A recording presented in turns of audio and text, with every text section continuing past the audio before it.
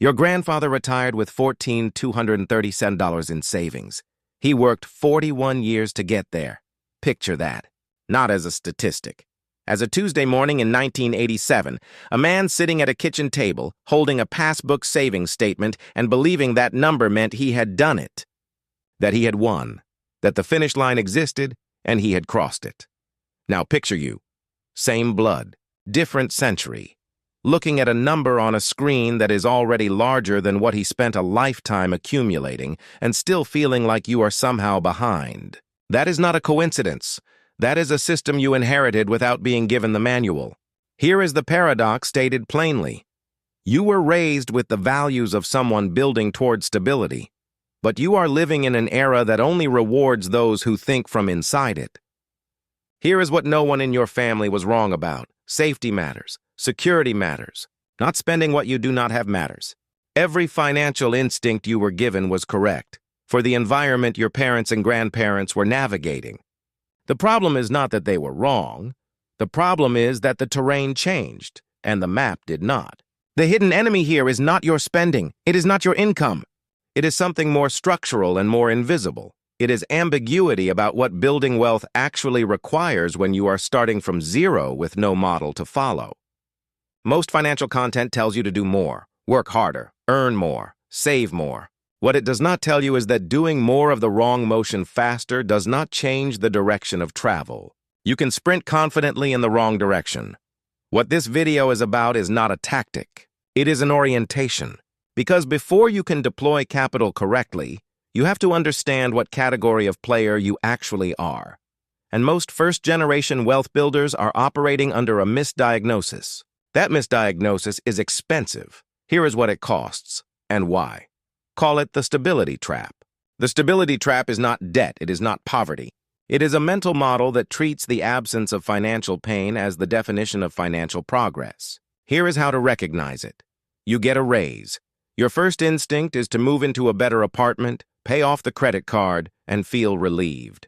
The anxiety drops. You feel responsible. You feel like you are managing it. And in that feeling and in that exhale, the raise disappears into a new equilibrium that looks better but functions identically. No accumulation occurred. No deployment occurred. What occurred was the management of discomfort. That is a survival skill, and it is a lethal one at the wealth-building stage. Compare two people. Call them Marcus and James. Marcus grew up with parents who owned rental property.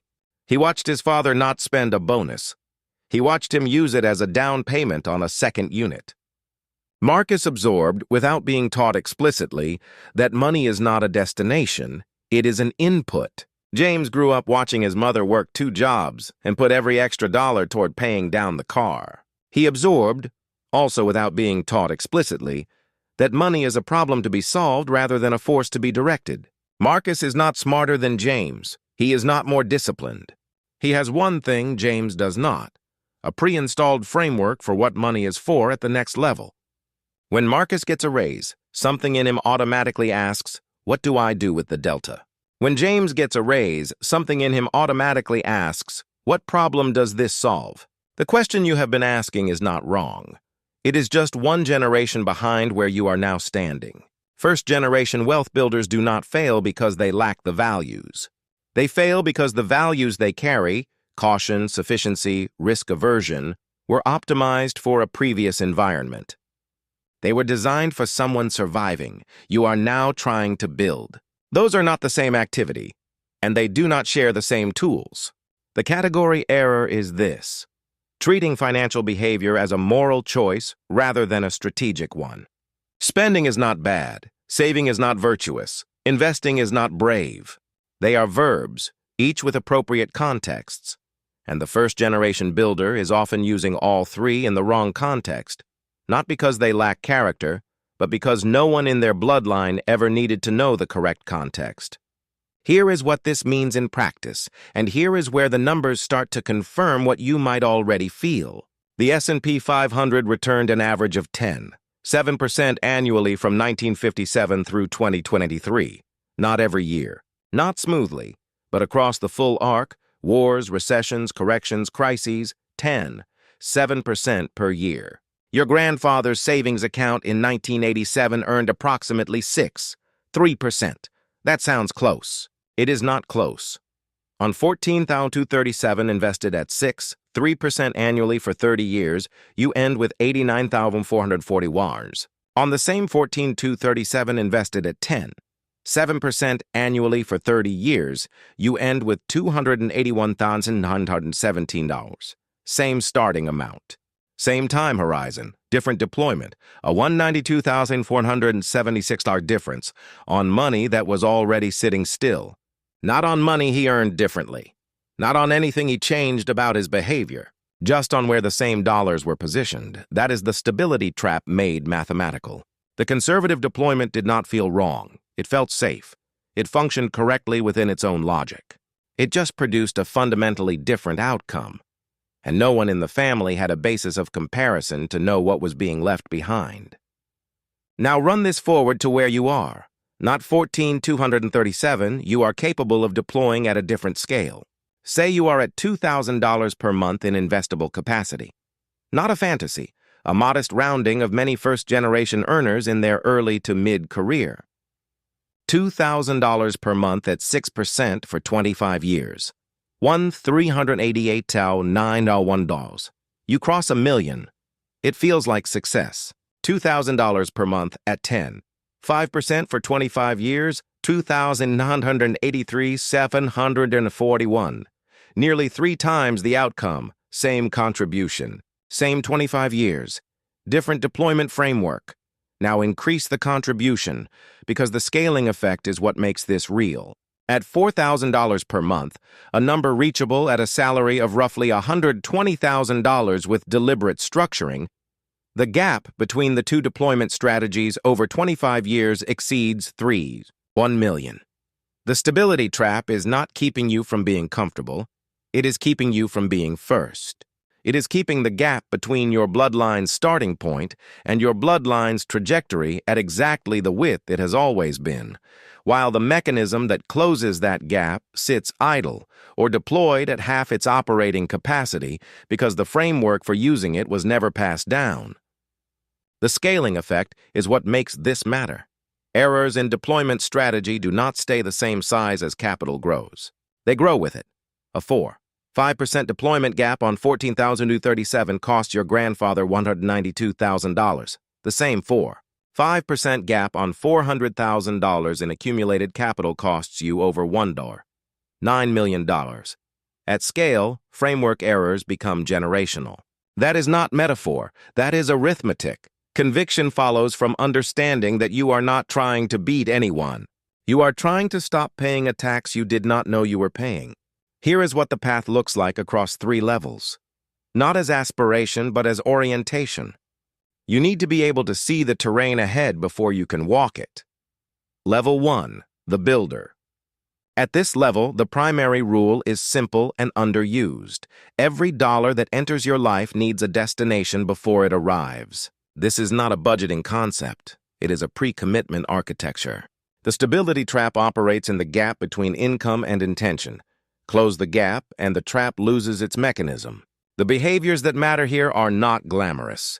Maximize tax-advantaged accounts to their legal limit before anything else. Understand the difference between an asset, something that produces cash flow or appreciation, and a purchase that is emotionally categorized as an asset. At level 1, most people own purchases and call them assets.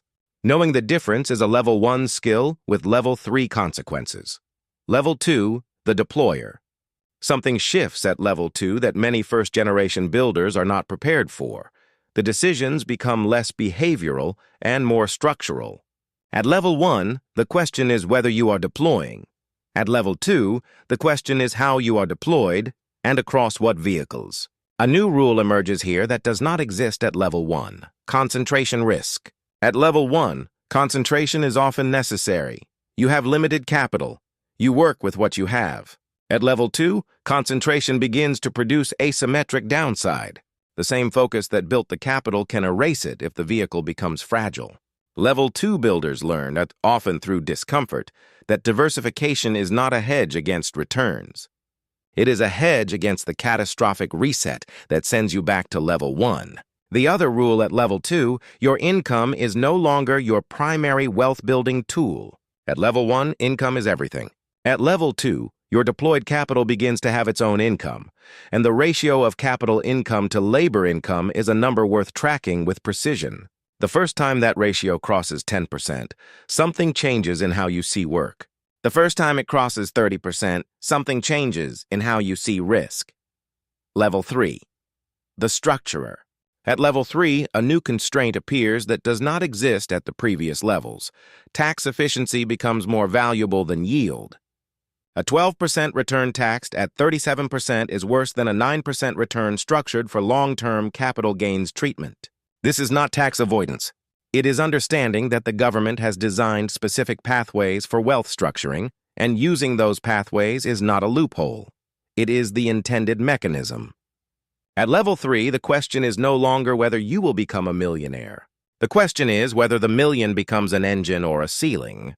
First-generation builders who reach this level without the framework often stop here, not because the path is blocked, but because the map they were raised with treats this number as the finish line.